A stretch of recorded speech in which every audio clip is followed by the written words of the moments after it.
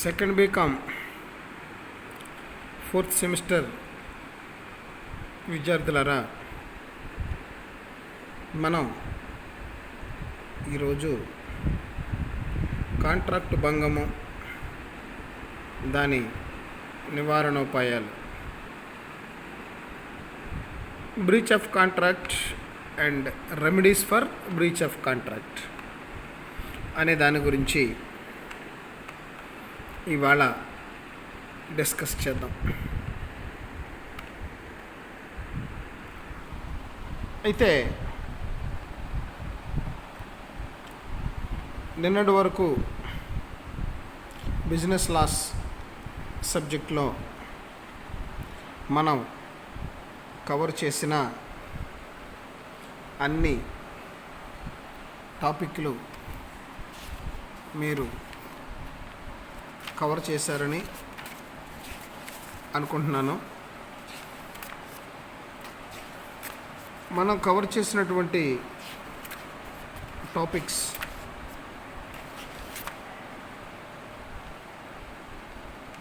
Discharge of contract,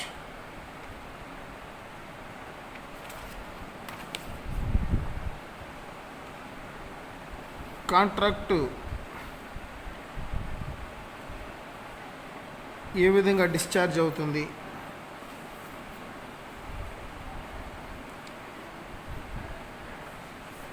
discharge అయిన తర్వాత contract విమోచన ఎలా చెందుతుంది, వేరు సిద్ధాంతాలు, ఆశాభంగ సిద్ధాంతము, ఆశాభంగ సిద్ధాంతానికి మినహాయింపులు, అలాగే ఆశాభంగ సిద్ధాంతమునకు గల పరిమితులు, న్యాయశాస్త్ర నిబంధనల ద్వారా కాంట్రాక్టు ఏ విధంగా విమోచన చెందుతుంది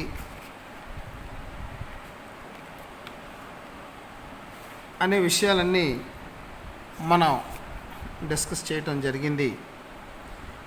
ఇవాళ మన టాపిక్ బ్రీచ్ ఆఫ్ కాంట్రాక్ట్. కాంట్రాక్టుకు సంబంధించిన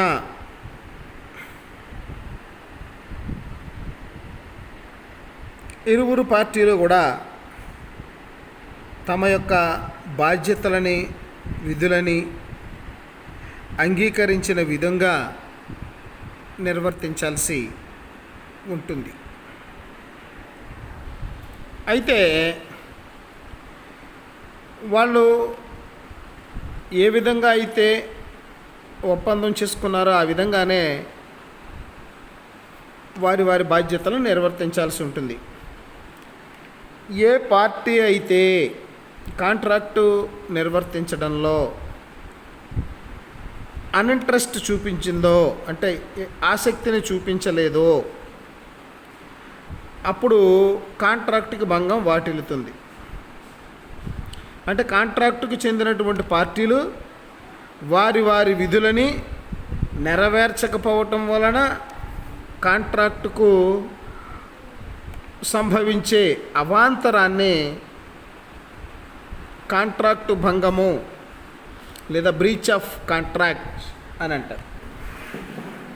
అయితే ఈ కాంట్రాక్టు భంగానికి కారణమైనటువంటి వ్యక్తి రెండవ వ్యక్తికి, అది ఎవరైతే నష్టపోతున్నారో ఆ వ్యక్తికి నష్టపరిహారం చెల్లించుకోవలసిన బాధ్యత ఉంటుంది. మన దేశంలో స్పెసిఫిక్ రిలీఫ్ యాక్ట్ 1963లో సెక్షన్ 73 నుంచి 75 వరకు ఈ నష్టపరిహారాలను గురించి వివరించడం జరిగింది. కాంట్రాక్టుకు భంగమైనప్పుడు కాంట్రాక్టు చెందిన రెండవ పార్టీ అనగా గాయపడినటువంటి వ్యక్తికి నివారణోపాయాలు లభ్యమవుతాయి. ఆ నివారణోపాయాలు ఏమిటి అంటే, కాంట్రాక్టు రద్దు చేసుకోవడం, నష్టపరిహారానికి దావా వేయటం, యోగ్యతను బట్టి నష్టపరిహారానికి దావా వేయటం, కాంట్రాక్టును నిర్దిష్టమైనటువంటి విధంగా పూర్తి చేయటానికి దావా వేయటం, నిషేధపు ఉత్తర్వుల కొరకు దావా వేయటం, ఇవన్నీ కూడా నష్టపడినటువంటి వ్యక్తికి అంటే గాయపడినటువంటి వ్యక్తికి ఈ ఈ సదుపాయాలు లభిస్తాయి. అయితే ఇందులో మొట్టమొదటిది కాంట్రాక్టును రద్దుపరచటం. ఇదే recession of contract. Recession of contract ఇదేంటంటే కాంట్రాక్టుకి భంగం జరిగినప్పుడు కాంట్రాక్టుకి చెందిన రెండవ పార్టీ తన యొక్క బాధ్యతలని నిర్వర్తించవలసిన అవసరం లేదు. అంతేకాకుండా చట్టరీత్యా కాంట్రాక్టు బాధ్యతల నుంచి విముక్తి చేయమని కోర్టులో దావా వేసుకోవచ్చు. ఆ కాంట్రాక్టుని దావా ద్వారా రద్దుపరచుకోవచ్చు. అయితే కోర్టు కాంట్రాక్టుని రద్దుపరిచేటప్పుడు ఇప్పుడు మనం చెప్పుకోబోయే విషయాలన్నింటినీ పరిశీలించవలసి ఉంటుంది. అవేంటంటే కోర్టుకు దరఖాస్తు చేసుకున్న దరఖాస్తుదారుడికి కాంట్రాక్టు చెల్లనేరనిదిగా పరిగణించాలి. రెండవది, ప్రతివాది అంటే కాంట్రాక్టు భంగమునకు దోహదపడినటువంటి వ్యక్తి అంటే ఎవరి ద్వారా అయితే ఈ కాంట్రాక్టు భంగం కలుగుతుందో అతని ప్రతివాది అని అంటారు. ప్రతివాది చర్యల వలన కాంట్రాక్టు మొత్తము చట్టవిరుద్ధం అవ్వాలి. అలాగా చట్టవిరుద్ధం అయితే కొన్ని సందర్భాల్లో కొత్త కాంట్రాక్టును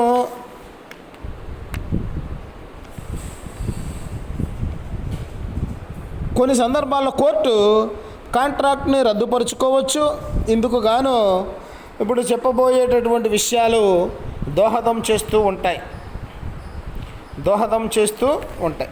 అవి ఏంటంటే వాది అంటే కాంట్రాక్టులో గాయపడినటువంటి వ్యక్తిని వాది అని అంటారు. ప్రత్యక్షంగా లేదా పరోక్షంగా కాంట్రాక్టును ఆమోదించాలి అంటే అసత్య పరిచయ పత్రమును సాధారణ సమావేశంలో ఆమోదిస్తూ లేదా డివిడెంట్ను పొందుతూ కంపెనీ వాటాలు కొనుగోలు చేయడానికి చేసుకున్న ఒప్పందం రద్దుపరుచుకునేటటువంటి ప్రయత్నాలు చెల్లనేరవు. అలాగే కాంట్రాక్టులో కొంతమేరకు మాత్రమే రద్దుపరచుమని కోరటం వలన మిగతా కాంట్రాక్టు పనిని వేరుపరిచే అవకాశం లేకపోవచ్చు. కాంట్రాక్టు ఏర్పాటు చేసుకోవడానికి నెలకొన్న పరిస్థితులు ప్రస్తుతం ఉండకపోవచ్చు. ఇరు పార్టీలు పొరపాట్లు లేనప్పటికీ కాంట్రాక్టు నిర్వర్తించడంలో మారిన పరిస్థితులు కాంట్రాక్టు రద్దు అనుకూలంగా ఉండకపోవచ్చును. కాంట్రాక్టు అమలులో ఉన్న కాలంలో కాంట్రాక్టుపై నమ్మకంతో కాంట్రాక్టు యొక్క విలువను పరిరక్షించడానికి మూడవ పార్టీ ఆ కాంట్రాక్టులో హక్కులు పొందినట్లయితే కాంట్రాక్టు రద్దు సాధ్యము కాకపోవచ్చును. అయితే కాంట్రాక్టును రద్దుపరచడం అనేది ఇప్పుడు మనం పైన చెప్పుకున్నటువంటి విషయాలన్నింటినీ పరిశీలన చేసి కోర్టు వారు తగినటువంటి నిర్ణయాన్ని తీసుకుంటారు. నష్టపరిహారానికి దావా వేసేటటువంటి హక్కు అంటే షూట్ ఫర్ డ్యామేజ్. ఇదేంటంటే కాంట్రాక్టు భంగము కావడానికి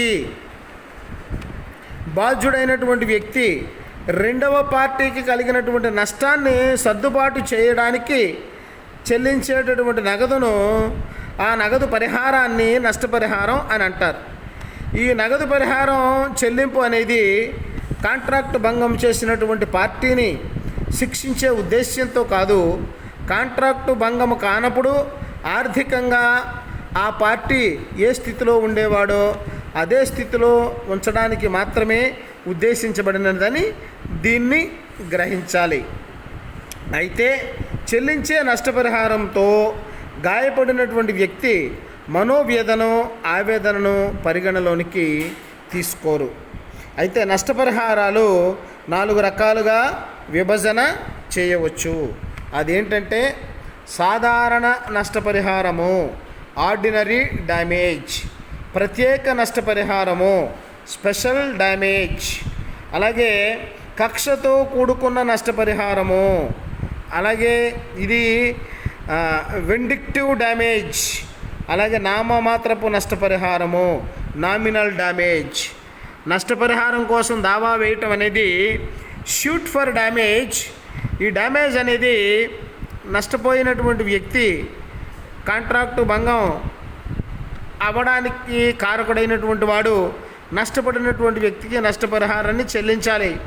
ఆ చెల్లించే నగదు రూపంలో ఉండే పరిహారాన్ని నష్టపరిహారం అంటారు. ఇది కాంట్రాక్టుతో నష్టపడినటువంటి వ్యక్తి అంటే గాయపడినటువంటి వ్యక్తికి ఆ వ్యక్తి యొక్క మనోవేదనను అలాగే మనోవ్యధను ఆవేదనను పరిగణలోనికి తీసుకొని లెక్క కడతారు. అయితే ఈ నష్టపరిహారాలు 4 రకాలు: ordinary damage, special damage, vindictive damage and nominal damage. ఈ 4 రకాల డ్యామేజ్ల గురించి ఇప్పుడు చర్చిద్దాం. సాధారణ నష్టపరిహారాలు అంటే ఆర్డినరీ డ్యామేజెస్, సాధారణ నష్టపరిహారాలు. ఇవి ఒక కాంట్రాక్టుకు భంగం కలిగినప్పుడు గాయపడినటువంటి వ్యక్తికి సాధారణ పరిస్థితులలో ప్రత్యక్షంగా లేక స్వాభావికంగా సంభవించినటువంటి నష్టానికి చెల్లించే నగదు పరిహారాన్నే సాధారణ నష్టపరిహారము అని అంటారు. కాంట్రాక్టు భంగము వలన ఏర్పడే పరోక్ష ఫలితాలకి నష్టపరిహారాన్ని చెల్లించరు. చెల్లించవలసిన నష్టపరిహారాన్ని కాంట్రాక్టు భంగము జరిగిన తేదీ నుంచి లెక్కించడం జరుగుతుంది. కాంట్రాక్టుకు భంగము ఏర్పడిన పిదప పరిస్థితులలో వచ్చినటువంటి మార్పు పరిణామాల వలన నష్టాన్ని తగ్గిన పరిమాణంలో పరిగణలోనికే తీసుకుంటారు. అయితే ఈ సందర్భంగా Isaac Eli versus East India Railway Company అనే కేసు ఉదాహరణ ఒకటి చెప్పుకోవచ్చు. ఈ కేసులో కొన్ని టపాకాయలు దీపావళి సందర్భంగా కాన్పూర్ నుంచి అలహాబాద్కు రైల్వే పార్సిల్ ద్వారా పంపించారు. కానీ ఆ టపాకాయలు దీపావళి ఆశించిన విధంగా అలహాబాదుకు పండగ లోపులో చేరలేదు. తత్ఫలితంగా ఐజాక్ ఇలాయ్ తనకు రావలసినటువంటి లాభము నుంచి లాభాన్ని పోగొట్టుకోవడంతో కోర్టులో దావా వేశాడు. కోర్టు పోగొట్టుకున్న లాభం నష్టపరిహారం ఇవ్వవలసిన అవసరం లేదని, యథార్థ నష్టానికే నష్టపరిహారం చెల్లించాలని తీర్పు చెప్పడం జరిగింది. యథార్థ నష్టాన్ని కొనుగోలు ధర విక్రయ ధరకు మధ్య గల వ్యత్యాసంగా కోర్టు నిర్ణయించడం జరిగినది. ఇక్కడ ఏంటంటే ఈ ఇలాయ్ అనేటటువంటి వాడు ఈస్ట్ ఇండియా రైల్వేస్ కంపెనీ మీద కేసు వేశాడు. కొన్ని టపాసులు దీపావళి సందర్భంగా కాన్పూర్ నుంచి అలహాబాదు రైల్వేలో పార్సిల్ పంపించడం జరిగింది. అయితే ఇది పండగ లోపల చేరలేదు. తత్ఫలితంగా ఐజాక్ ఇలాయ్ అనేటటువంటి వాడు రావలసిన లాభాన్ని పోగొట్టుకోవడంతో అదంతా కావాలి అని నష్టపరిహారం కోసం కోర్టుకు వెళ్ళడం జరిగింది. అక్కడ పోగొట్టుకున్న లాభాలకి నష్టపరిహారం ఇవ్వాల్సిన అవసరం లేదని, యథార్థ నష్టపరిహారానికే కావాలి నష్టాన్ని ఇవ్వాలని కోర్టు తీర్పు చెప్పడం జరిగింది. ఇదేంటంటే యథార్థ నష్టం అంటే కొనుగోలు ధర ప్లస్ విక్రయం ధర, ఆ రెండింటికి మధ్య ఉన్న తేడా ఇతని నష్టపరిహారంగా డిసైడ్ చేసి ఆ నష్టపరిహారాన్నే కోర్టు వారు డిసైడ్ చేయటం జరిగింది. ప్రత్యేక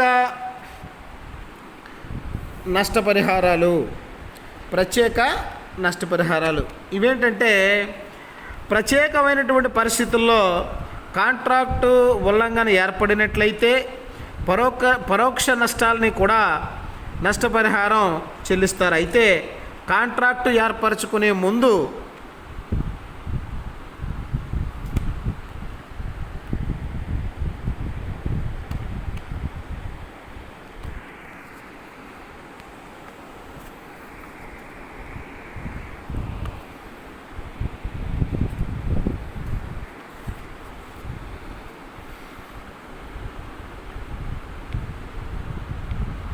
కాంట్రాక్టు ఏర్పాటు చేసుకునే ముందు కాంట్రాక్టు భంగం వలన ఏర్పడే లాభాలలో లోటును భర్తీ చేసినప్పుడు మాత్రమే నష్టపోయినటువంటి లాభాన్ని వసూలు చేసుకోవచ్చు.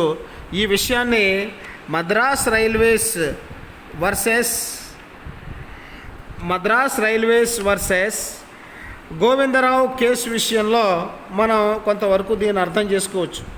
వారం వారం జరిగే ఒక సంతకి టైలరు తన యొక్క కుట్టు యంత్రాన్ని కొన్ని గుడ్డల్ని చేరవేయటానికి రైల్వే కంపెనీకి అంగీకరించాడు, రైల్వే కంపెనీకి అప్పచెప్పాడు.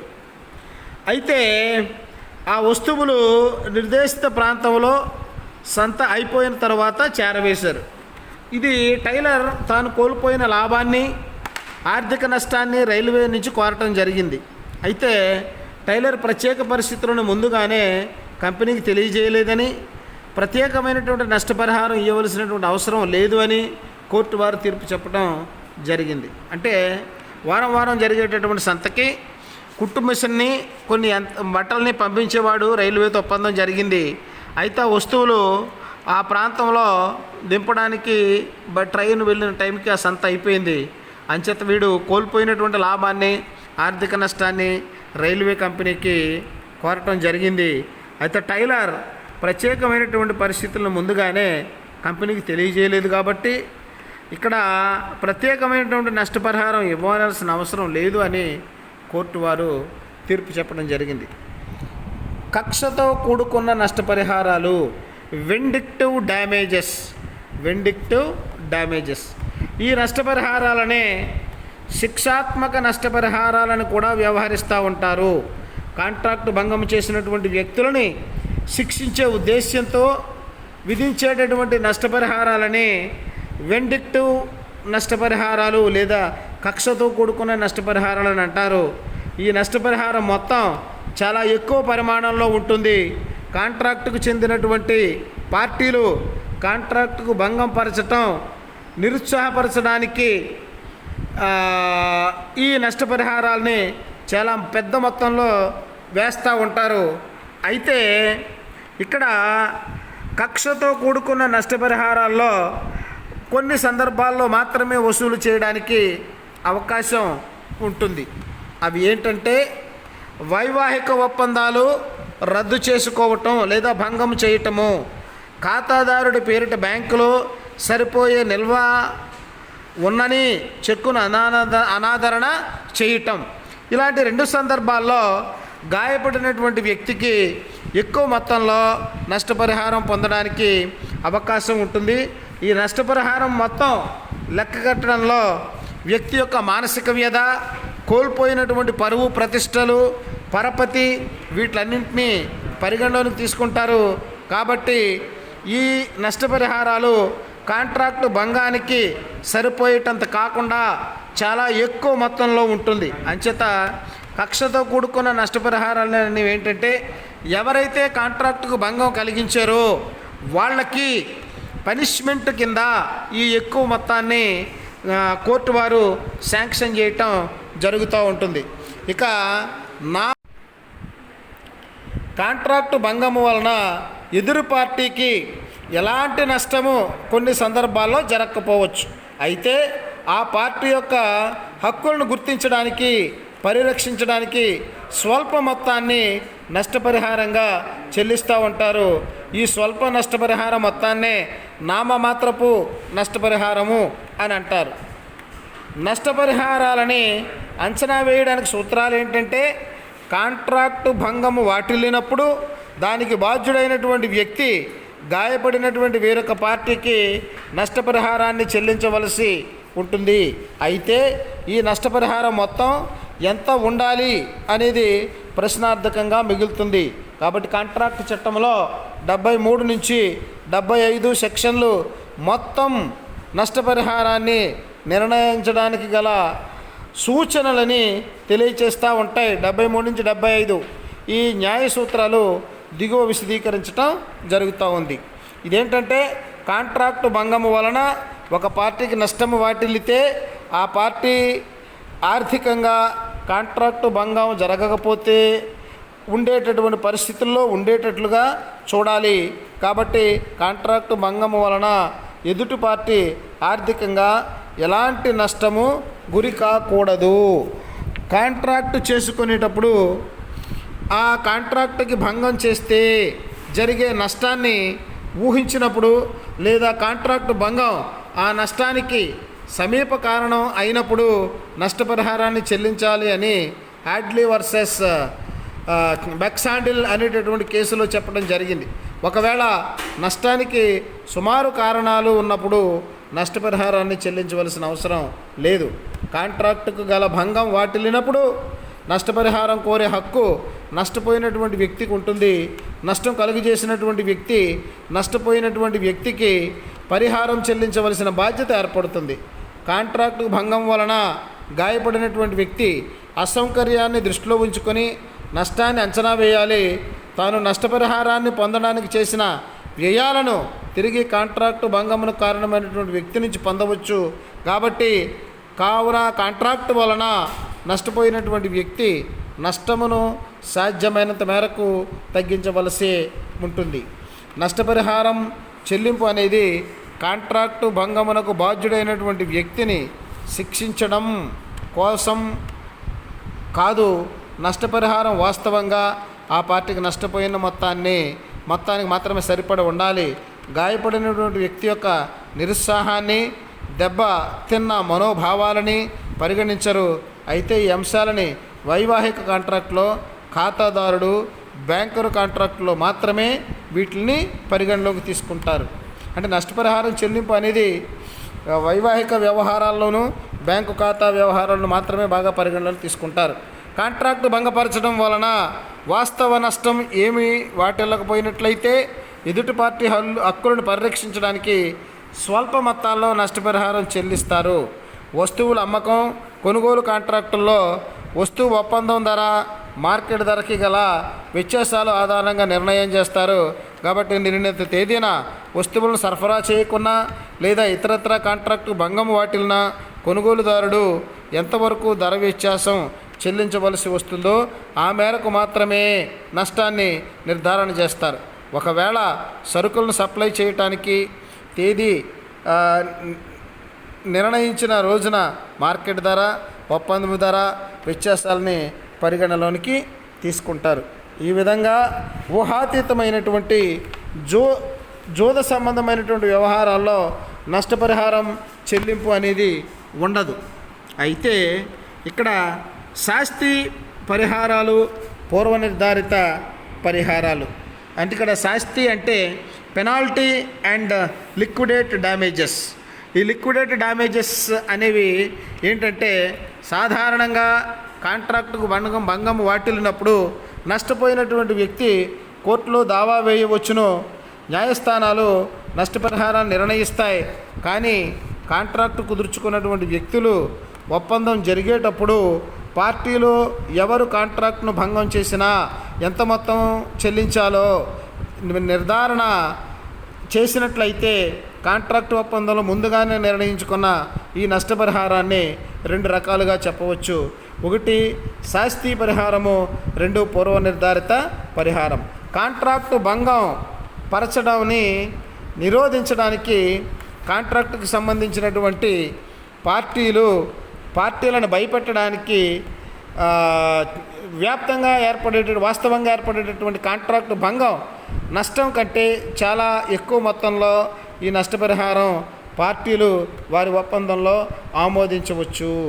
ఇక్కడ ఏంటంటే ఎన్హెచ్ జాబ్వాలా ప్రకారము నష్టపరిహారంగా నిర్ణయించిన సొమ్ము కాంట్రాక్టు భంగం వలన కలిగిన నష్టంతో ఏ మాత్రము పోలికకు అనుగుణంగా లేకుండా కాంట్రాక్టు భంగము చేయకుండా ఆయా పార్టీలను భయపెట్టడానికి చాలా ఎక్కువ మొత్తంలో నిర్ణయించినటువంటి పరిహారపు సొమ్మునే శాస్తి పరిహారము లేదా పెనాల్టీ అని అంటారు.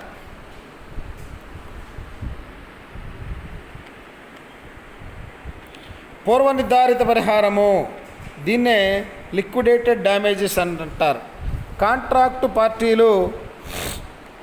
కాంట్రాక్టు భంగం వలన ఎదురు పార్టీకి కలిగే నష్ట సమయాల్లో సహేతుకంగా అంచనా వేసి తమ ఒప్పందంలో పొందుపరిచిన నష్టపరిహారపు సొమ్మునే పూర్వ నిర్ధారిత పరిహారము అని అంటారు. కాబట్టి పూర్వ నిర్ధారిత పరిహారం న్యాయసమ్మతంగా వాస్తవంగా కాంట్రాక్టు భంగము వలన ఏర్పడిన నష్టానికి చాలా సమీపంగా ఉంటుంది.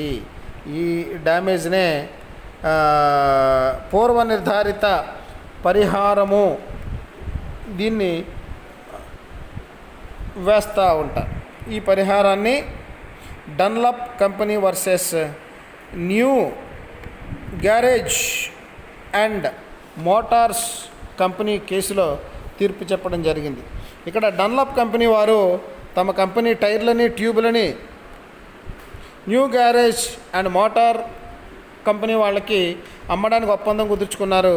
ఈ ఒప్పందం ప్రకారం మోటార్ కంపెనీ చూసిన క్యాట్లాగ్ ధరకి కంటే తక్కువ ధరకు విక్రయించకూడదని, ఒకవేళ తక్కువ ధరకు అమ్మినట్లయితే అమ్మిన ప్రతి వస్తువుకి కూడా మోటార్ కంపెనీ వారు 5 పౌండ్లు నష్టపరిహారం చెల్లించాలి. అయితే న్యూ గ్యారేజ్ మోటార్స్ కంపెనీ వారు 2 టైర్లను క్యాట్లాగ్ ధర కంటే తక్కువకు అమ్మారు. ఆధారాలు లభించాయి కాబట్టి ఇక్కడ డన్లప్ కంపెనీ వారు కంపెనీ మీద 10 పౌండ్లు నష్టపరిహారం కోరుతూ దావా వేశారు. న్యాయస్థానం వాస్తవాలను పరిశీలించి ఈ సొమ్ము పూర్వ నిర్ధారిత పరిహారంగా పరిగణిస్తూ కోర్టు తీర్పునివ్వడం జరిగింది. అంటే ముందుగా నిర్ణయించుకున్న ప్రకారం కాంట్రాక్టుకు భంగం కలిగినట్లయితే ఎవరైతే భంగం కల్పించారో వాళ్ళు ఈ నష్టపరిహారాన్ని చెల్లించవలసినటువంటి అవసరం ఉంటుంది. శాస్తి నష్టపరిహారము పూర్వ నిర్ధారిత నష్టపరిహారాలు ఈ రెండింటి మధ్య ఉన్న వ్యత్యాసం ఏంటంటే కాంట్రాక్టును భంగం చేసినప్పుడు యథార్థ నష్టం విలువ కంటే చాలా తక్కువ మొత్తంలో పరిహారంగా చెల్లించే శాస్తి అవుతుంది. కానీ నష్టపరిహారం యథార్థ నష్టానికి సమీపంలో ఉండే మొత్తాన్ని పూర్వ నిర్ధారిత పరిహారం అవుతుంది. కాబట్టి పూర్వ నిర్ధారిత పరిహారం శాస్తి పరివాహం కంటే చాలా తక్కువగా ఉంటుంది. న్యాయస్థానాలు శాస్తి పరిహారాన్ని తగ్గించవచ్చు లేదా ఒప్పందం ప్రకారము ఉన్న మొత్తాన్ని చెల్లింపు చేయమని ఆదేశించవచ్చు. కానీ పూర్వ నిర్ధారిత పరిహారాన్ని మాత్రం న్యాయస్థానం తగ్గించలేదు, పెంచలేదు.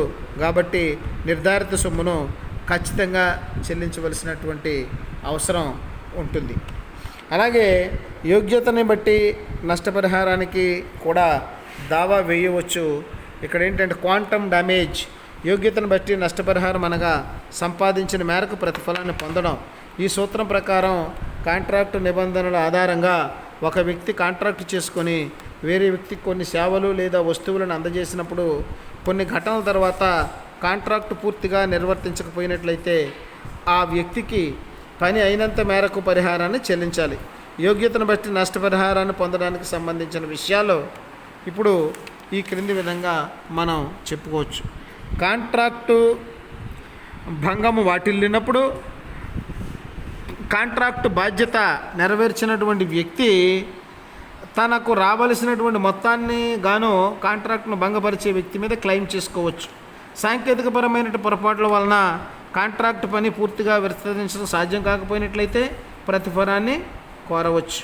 కాంట్రాక్టుకు సంబంధించినటువంటి పార్టీల్లో ఒక పార్టీ లేదా ఇరు పార్టీలు తమ యొక్క కాంట్రాక్టు యొక్క బాధ్యతలను నెరవేర్చడానికి నిరాకరించినప్పుడు చేసిన పనికి ప్రతిఫలం పొందే హక్కు ఉంటుంది.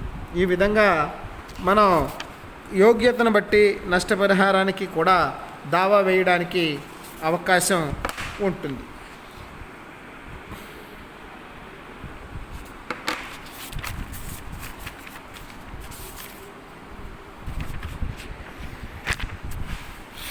ఈ విధంగా breach of contract and remedies for breach of contract గురించి మీరందరూ కూడా క్షుణ్ణంగా ఈ బిజినెస్ లాస్ లెసన్స్ని యూట్యూబ్ ద్వారా వినండి, జాగ్రత్తగా చదవండి, పరీక్షలకి ప్రిపేర్ అవ్వండి. Thank you one and all.